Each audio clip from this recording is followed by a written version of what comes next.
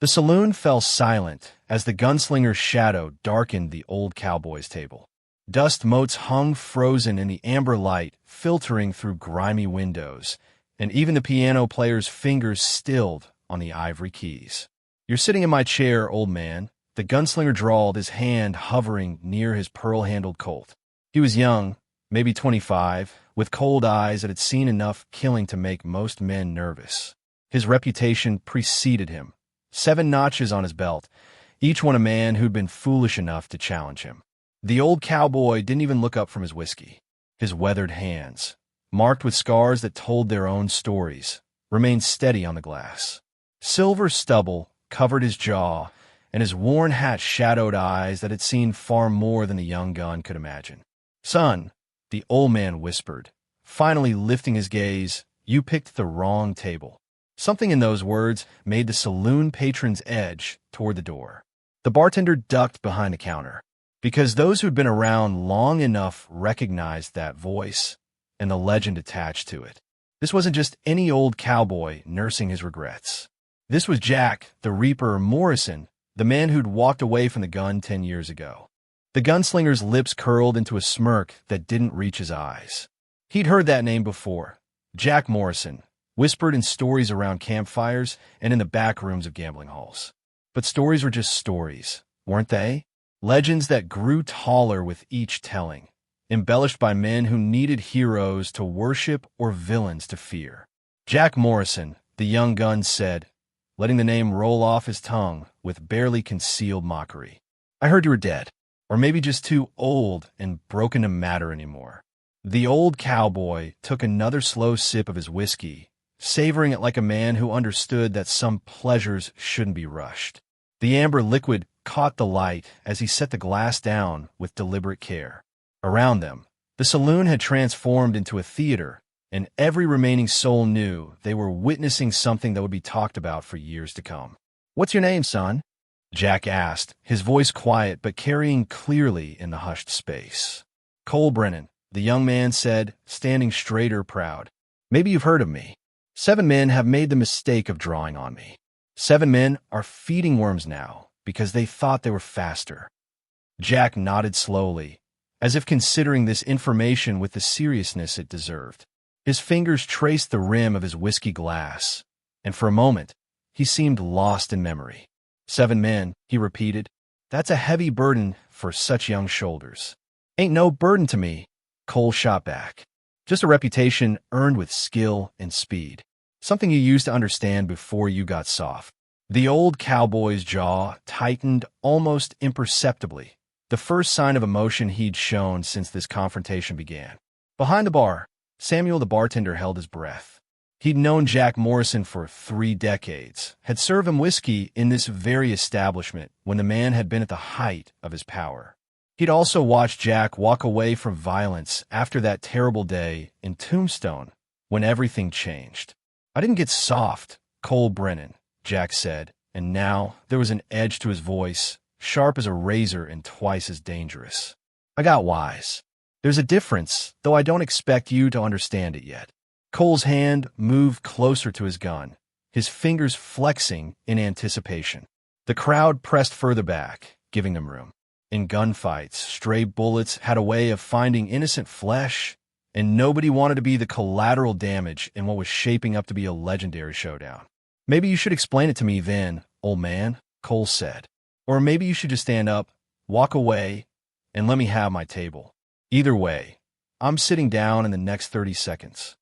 Jack's eyes, gray as winter storm clouds, finally lifted to meet the young gunslinger's gaze directly. What Cole saw there made something cold slither down his spine. These weren't the eyes of a frightened old man or a washed-up has-been. These were the eyes of someone who had looked into death's face so many times that they'd become intimate friends. "You know what the problem is with young guns like you?" Jack asked, not waiting for an answer. "You think 7 notches make you untouchable. You think speed and a steady hand are all that matter.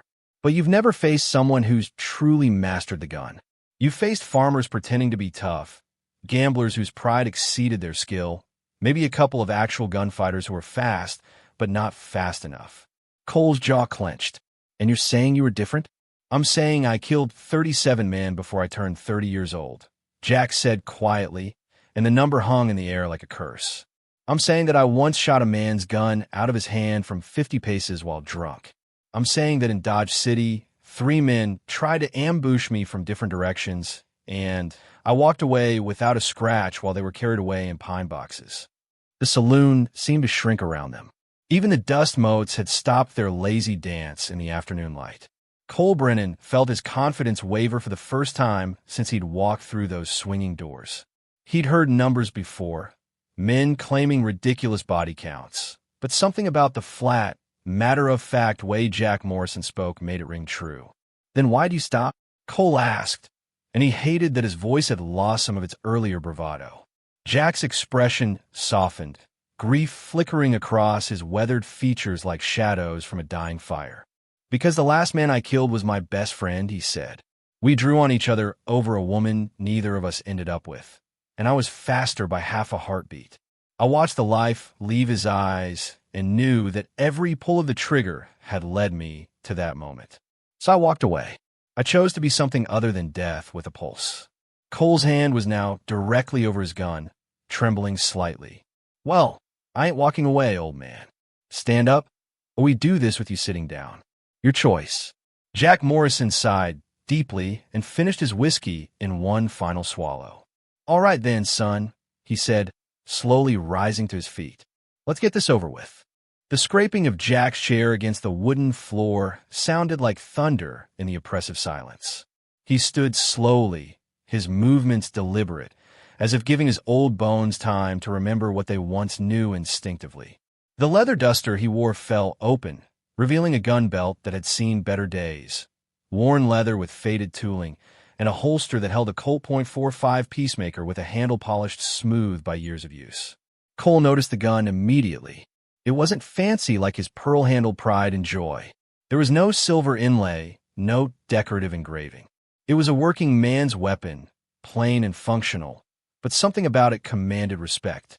The metal had been cleaned so many times that it had developed a dull sheen, and the grip bore the unmistakable indentations of fingers that had held it through countless encounters. That old relic even work anymore? Cole asked, trying to resurrect his earlier confidence with bravado. Jack's lips twitched in what might have been the ghost of a smile. Never had a reason to find out these past 10 years. But a gun's like riding a horse, son. Some things you don't forget, no matter how much you might want to. They moved toward the center of the saloon, the crowd parting like water before them. The space opened up, giving them the traditional 20 paces that separated life from death in these affairs. The afternoon sun streaming through the windows created a natural stage, illuminating the 2 men as if even God wanted a clear view of what was about to unfold. Samuel the bartender couldn't stay silent any longer. Jack, he called out, his voice cracking with emotion. You don't have to do this. Nobody here would think less of you if you walked away. Jack didn't turn around, keeping his eyes locked on Cole.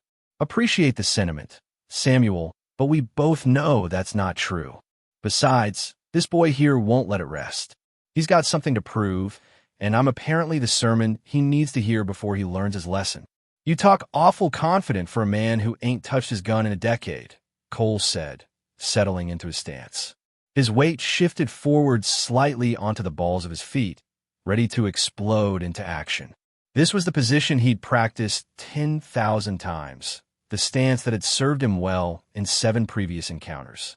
Confidence and arrogance are different things, Cole Brennan, Jack replied, his own stance deceptively casual, almost relaxed.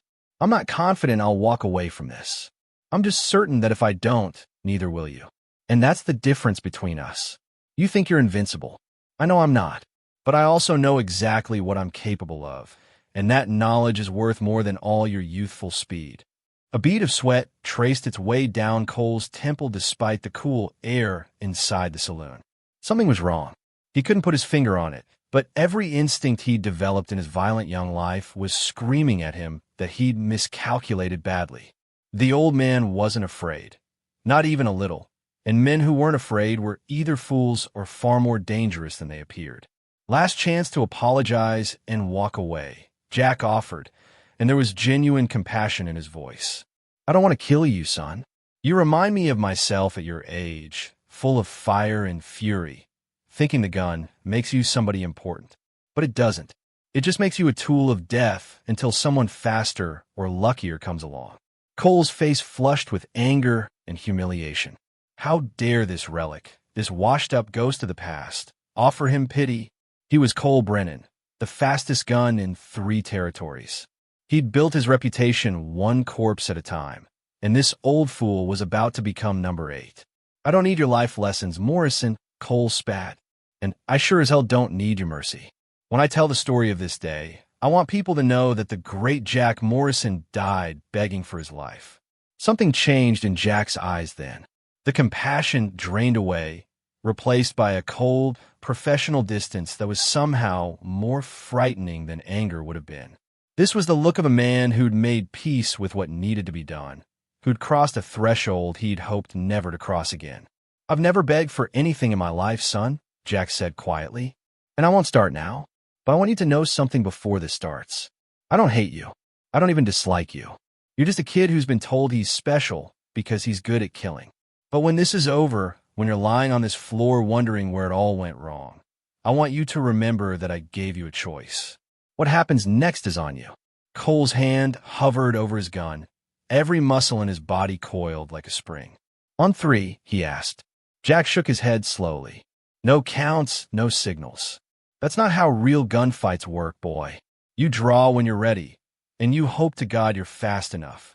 The moment stretched out like taffy, seconds becoming eternities as 2 men stood facing death in a dusty saloon where time itself seemed to hold its breath. The world narrowed to a pinpoint of awareness. For Cole Brennan, everything else ceased to exist. The watching crowd, the smell of tobacco and whiskey, the creaking floorboards beneath his boots. There was only the old man standing 20 paces away and the growing certainty that he'd made a terrible mistake. His hand moved first. Cole's draw was beautiful in its execution. Smooth, practiced, perfected through countless hours of drilling. His fingers wrapped around the pearl handle of his Colt, the weapon clearing leather in a blur of motion that had left 7 men dead before they could even process what was happening. It was the draw of a prodigy, someone born with natural talent and honed through obsessive dedication. But Jack Morrison's draw was something else entirely. There was no wasted motion, no flourish, no visible effort. One moment his hand was at his side, and the next his Colt .45 was simply there, extended, aimed, as if it had materialized from thin air through an active rather than physical movement. It wasn't faster than Cole's draw in the conventional sense. It existed outside of speed, in a realm where decades of muscle memory had transcended conscious thought and become pure reflex. The gunshots sounded as one, a singular explosion that shook dust from the rafters and sent the painting behind the bar swinging on its nail. The acrid smell of gunpowder filled the saloon, creating a thin haze that hung in the air like morning fog over a graveyard. For a heartbeat, both men remained standing. Cole's face showed shock, his eyes wide with the disbelief of someone who'd never truly believed they could lose. He looked down at his chest, where a crimson stain was spreading across his shirt, blooming like a deadly flower just left of his sternum. His gun slipped from his fingers, hitting the floor with a clatter that seemed impossibly loud in the aftermath of thunder. Jack Morrison stood motionless, his arms still extended, smoke curling from the barrel of his peacemaker. His face was carved from stone, showing no triumph, no satisfaction, only a deep, profound weariness that seemed to age him another 10 years in the span of seconds. Cole stumbled backward, his legs buckling. He caught himself on a table, sending glasses crashing to the floor before finally collapsing onto the wooden planks. His breath came in ragged gasps, each one more labored than the last. Jack lowered his weapon slowly, the gun hanging heavy in his hand like an anchor, dragging him down to depths he'd spent a decade trying to escape. He stood there for a long moment, staring at nothing, before his legs finally remembered how to move. He walked to where Cole lay, each step deliberate and heavy with the weight of old sins resurrected. The crowd began to stir. voices rising in a mixture of awe and horror. Someone was already running for the doctor, though several men who'd seen enough gunshot wounds knew it wouldn't matter. Jack had hit exactly where he'd aimed, through the lung, close to the heart. It was a killing shot, but not an instant one. Cole Brennan would have a few minutes to contemplate his choices. Jack knelt beside the dying young man, his knees protesting the movement. Up close, Cole looked even younger, barely more than a boy playing at being a man. His face had lost its earlier arrogance, replaced by fear and confusion and the terrible understanding that comes when immortality reveals itself to be an illusion. "What?" Cole gasped, blood flecking his lips. "Ow! I was fast." Jack's jaw tightened, old grief and new mixing together into something unbearable. "You were fast, son. Faster than most men I've ever seen. But you drew to kill, and that takes a split second of thought, deciding where to aim, making sure of your target. I drew on instinct, let my body do what it's done 1,000 times before. I wasn't thinking. I was just remembering." Cole coughed, more blood coming up. His hand reached out, grasping at Jack's sleeve with weakening fingers. "The stories, they were true. Every damned one of them," Jack said softly. "And I've regretted every bullet that gave birth to those stories. That's what you didn't understand, Cole. This ain't glory. It ain't respect. It's just death wearing different faces, and eventually you become so good at dealing it out that you forget how to be anything else. I thought." Cole's voice was fading now, his eyes starting to glaze. "I thought being the fastest meant something." Jack's hand covered the young man's, holding it gently. "It means you're the fastest, nothing more. It doesn't make you important. It doesn't make you respected. It just makes you dangerous, and dangerous men die young or live long enough to hate what they become. I'm sorry, son. I'm sorry you had to learn it this way." Cole's breathing became more labored, his chest rising and falling with increasing difficulty. Tell Mama, tell her." But whatever message Cole Brennan wanted to send to his mother died with him, his final breath escaping in a long, rattling sigh. His hand went limp in Jack's grasp, and the light left his eyes, leaving behind only the empty shell of a young man who'd believed himself invincible. Jack closed Cole's eyes with a gentleness that contradicted the violence that had put him on the floor. He stayed kneeling there for a long moment, his head bowed, lips moving in a silent prayer for a soul he'd just sent to judgment. When he finally stood, his face was streaked with tears he didn't bother to hide. Jack Morrison stood over Cole Brennan's body, his Colt still in his hand, forgotten. The weight of it felt different now, heavier somehow, as if the gun itself had absorbed the gravity of what had just transpired. Around him, the saloon remained frozen, every eye fixed on the legendary gunslinger who'd just proven that legends sometimes earned their reputation honestly. Samuel finally emerged from behind the bar, his weathered face pale. He'd seen men die before, plenty of them, but there was something particularly tragic about watching youth snuffed out in its prime, no matter how foolish that youth had been. He approached Jack carefully, the way one might approach a wounded animal, uncertain whether it would lash out or simply collapse. "Jack," Samuel said quietly, placing a hand on his old friend's shoulder. "You did what you had to do. Everyone here saw it. The boy forced your hand." Jack didn't respond immediately. He stared down at Cole's face, now peaceful in death, free from the arrogance and bravado that had characterized his final living moments. The young gunslinger looked even more like a child now, barely old enough to shave properly. His life ended before he'd had a chance to truly live it.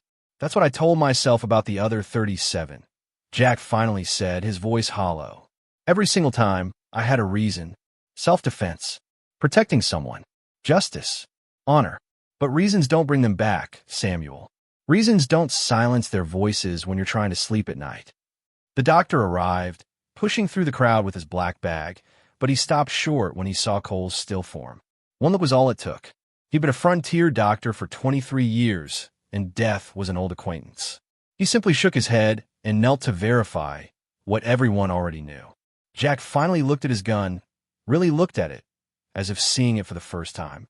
The Peacemaker had been his constant companion for over 2 decades, an extension of his will, a tool that had carved his name into the annals of Western history. Now it felt like a curse made manifest, a physical representation of every life he'd taken and every dream he destroyed.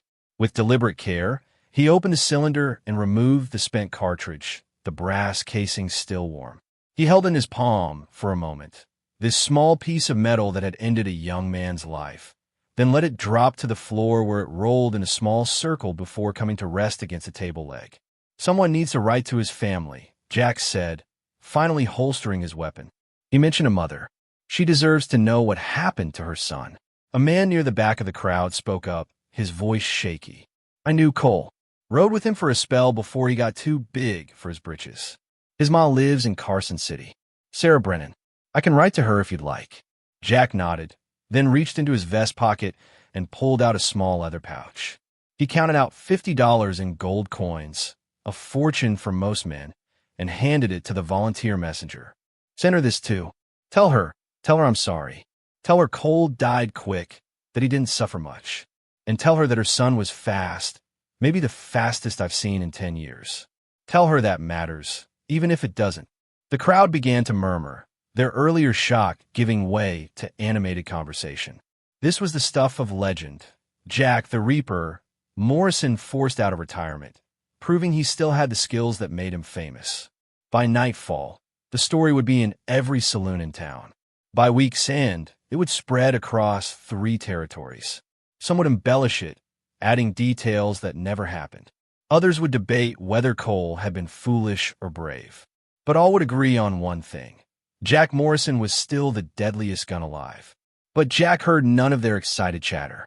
He walked slowly back to his table, his legs feeling like lead, and collapsed into his chair.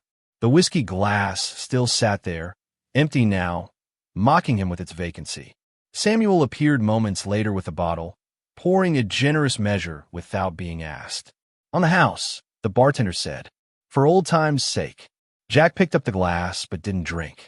He swirled the amber liquid, watching it catch the light, seeing in its depths all the years he'd tried to leave behind. You know what the worst part is, Samuel? The absolute worst part of all this. What's that, Jack? It felt good. Jack's voice cracked on the words. For those few seconds when my hand moved and the gun came up and everything was pure instinct and clarity, it felt right. Like coming home after a long journey. Like finding a part of myself I'd been missing. And that terrifies me more than anything else. Samuel said nothing, because what could he say? He'd known Jack Morrison for 30 years, had watched him rise from a nobody to a legend, had witnessed his descent into darkness after killing his best friend, and had celebrated when Jack finally walked away from the gun. But he'd always suspected, deep down, that a man couldn't simply stop being what he was. The gun wasn't just a tool Jack carried. It was part of his identity, woven into the fabric of his soul. What are you going to do now? Samuel asked after a long silence. Jack finally took a drink, the whiskey burning its way down his throat. I don't know. 10 years ago, I thought I could bury Jack Morrison and become someone else. Someone clean. Someone who could look at himself in the mirror without seeing ghosts. But you can't bury what you are, Samuel. You can only run from it. And eventually, it catches up. Outside, the undertaker's wagon pulled up, its arrival announced by the creak of wheels and the snorting of horses. Men began the grim work of preparing Cole's body for transport, wrapping him in canvas, handling him with the impersonal efficiency of those who dealt with death daily. The saloon gradually returned to its normal rhythm, though the atmosphere remained charged with an electric tension. Men spoke in hushed voices, casting sidelong glances at Jack Morrison as he sat alone at his table, working his way through the bottles Samuel had left. The pool of blood where Cole Brennan had fallen was being scrubbed away by a young Mexican boy, but everyone knew the stain would never truly disappear. Violence had a way of marking places, leaving invisible scars that lingered long after the physical evidence was gone. Jack was on his 4th glass when the saloon doors swung open again, and a figure stepped through that made several patrons gasp. The man was tall and lean, dressed in a black suit with a silver star pinned to his vest. Marshal Tom Westfield had been lawman in this territory for 15 years, and he had a reputation for being fair, but uncompromising. His steel-gray hair was swept back from a face that looked like it had been carved from granite, and his eyes missed nothing as they swept the room before settling on Jack.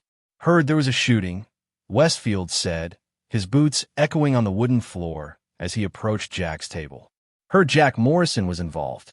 Jack didn't look up from his glass. "You heard right, Tom. It's done now. Boy's being prepared for burial as we speak." The marshal pulled out a chair and sat down without invitation, his movements careful and deliberate. He and Jack had history.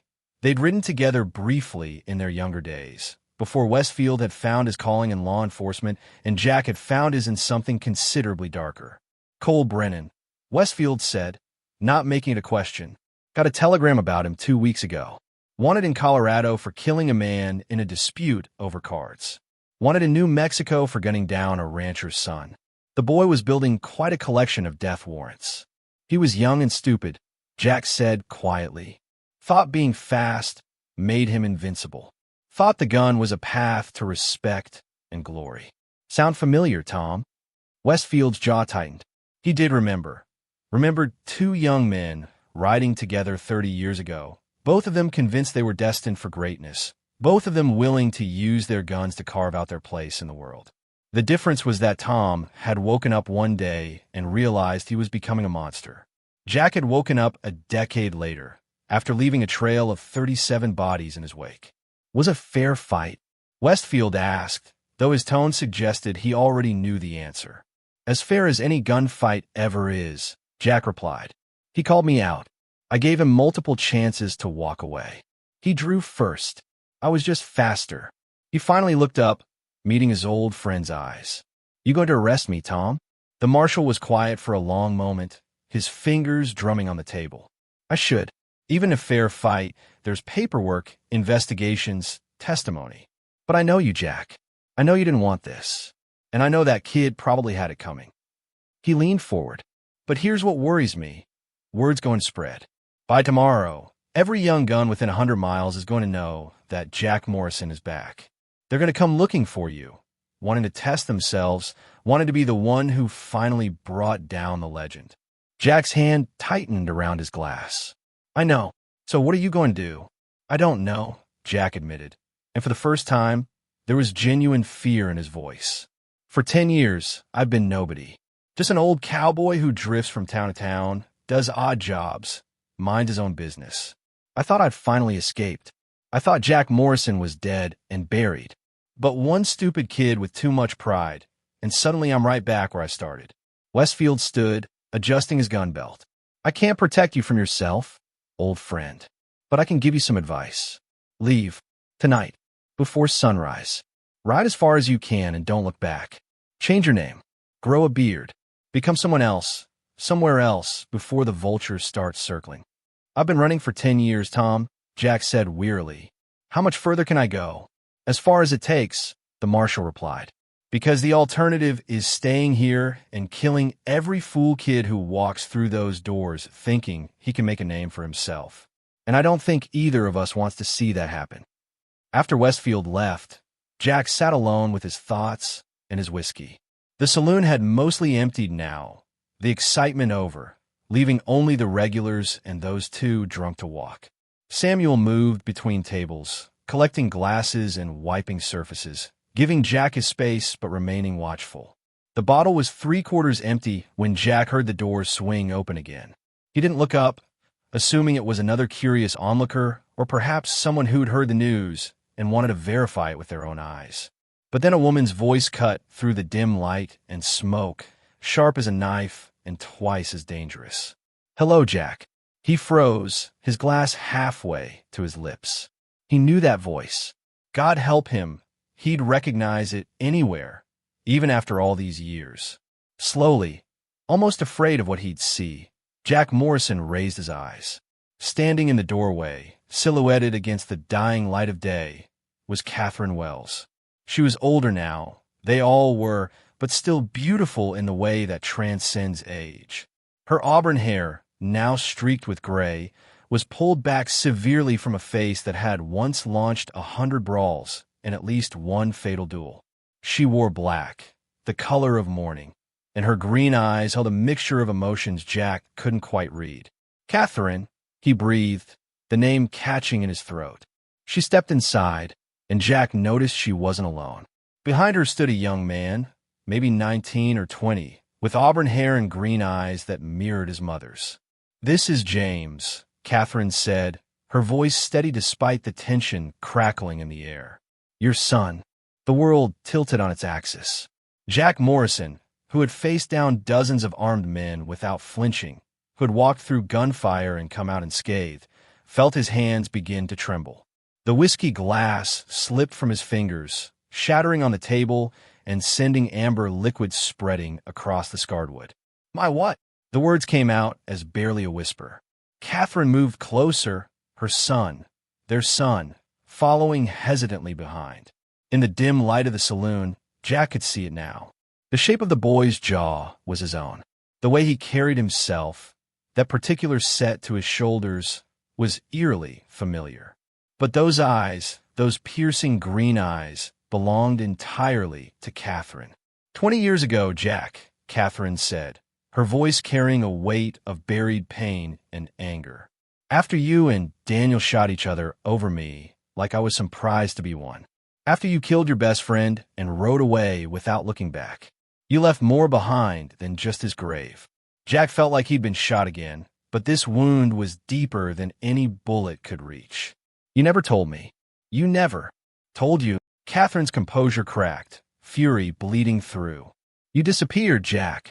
You became a ghost, riding from town to town, killing anyone who looked at you wrong, drowning yourself in whiskey and blood. How exactly was I supposed to find you? And even if I had, what would you have done? Stopped long enough to play father before riding off to your next gunfight." Samuel had retreated behind the bar, sensing this was something beyond his ability to mediate. The few remaining patrons quietly slipped out the doors, wanting no part of this family drama.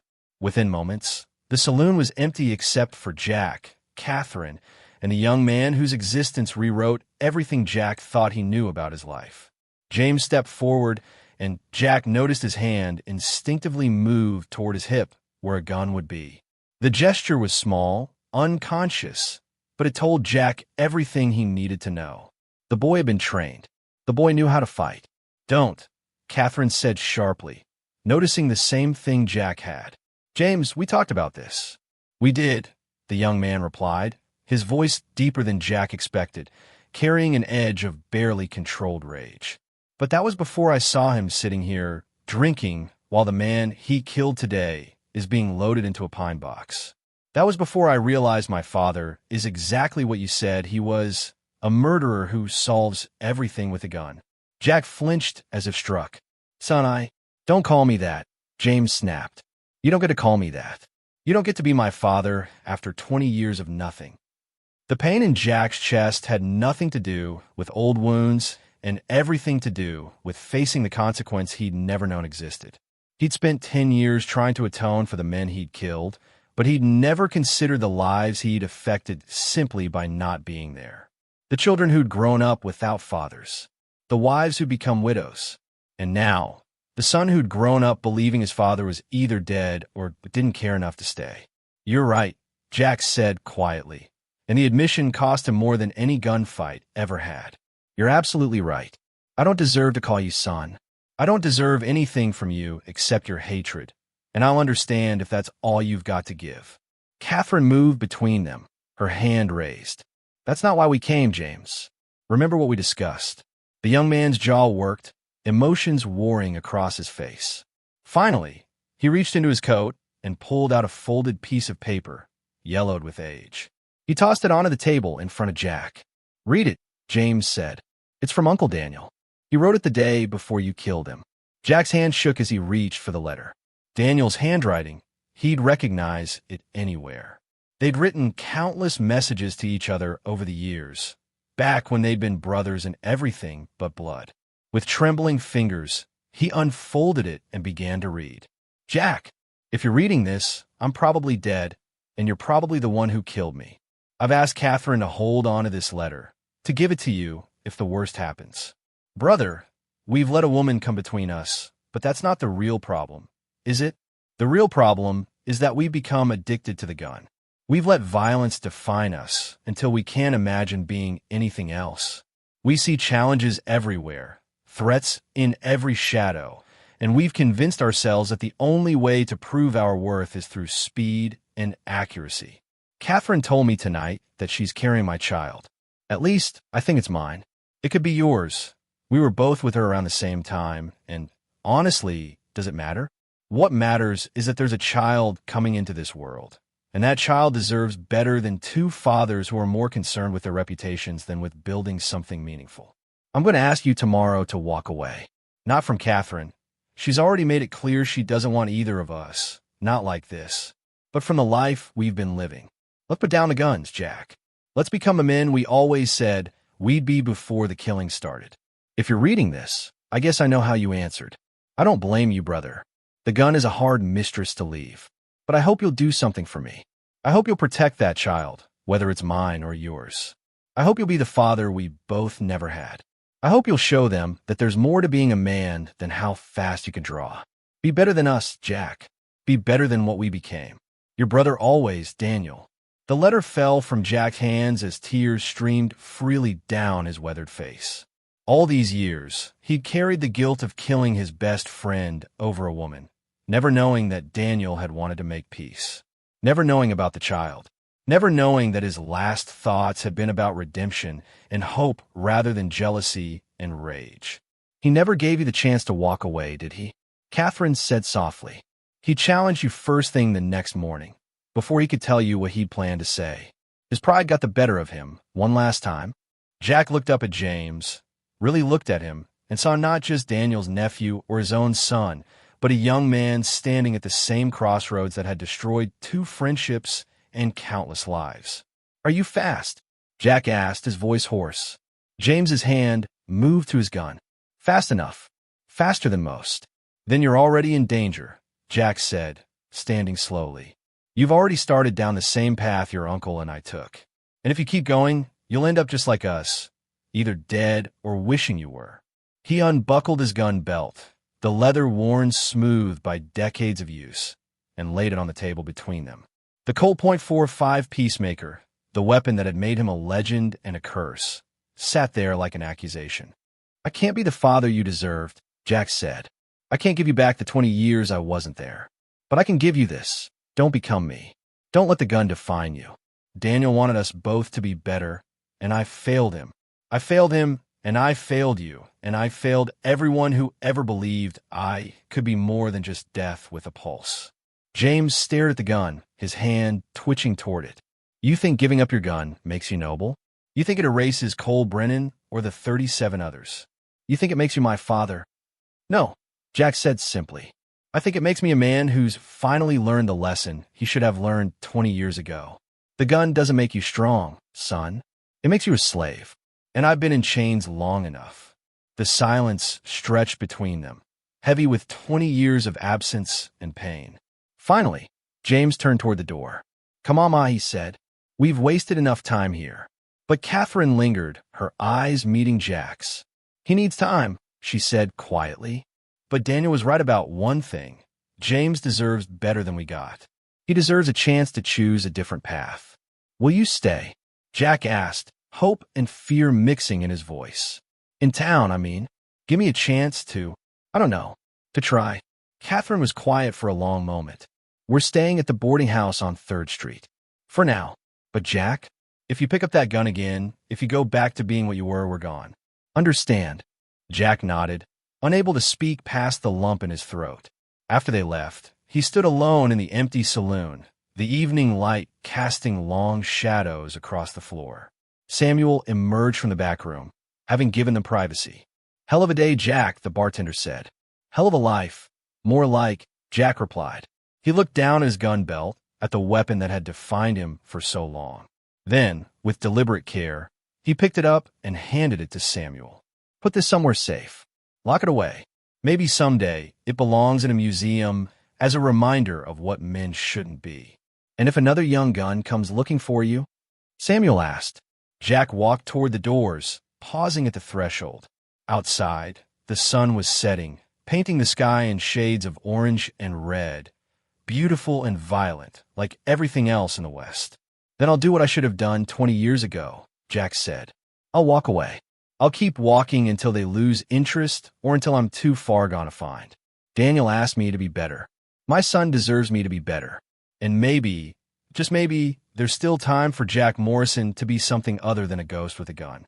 He stepped out into the fading light, leaving the saloon and its memories behind. Somewhere in town, his son was learning to hate him. Somewhere, the woman he'd loved and lost was wondering if he could change. And somewhere inside himself, the man who'd been known as the Reaper was learning that the hardest draw wasn't the fastest. It was the one you chose not to make. The legend of Jack Morrison ended that day in a dusty saloon, but the story of Jack Morrison, just a man trying to be better, was only beginning. The end. 3 years later, a stranger rode into a small town in Montana. He worked at the general store, helped repair roofs, and was known for his kindness to children and his refusal to carry a gun. Sometimes, on quiet evenings, a young man with auburn hair would visit him, and they'd talk on the porch until sunset. The stranger never spoke of his past, and the young man never called him father. But slowly, conversation by conversation, they were building something that looked like forgiveness. And in the West, where violence and redemption walked hand in hand, that was its own kind of legend.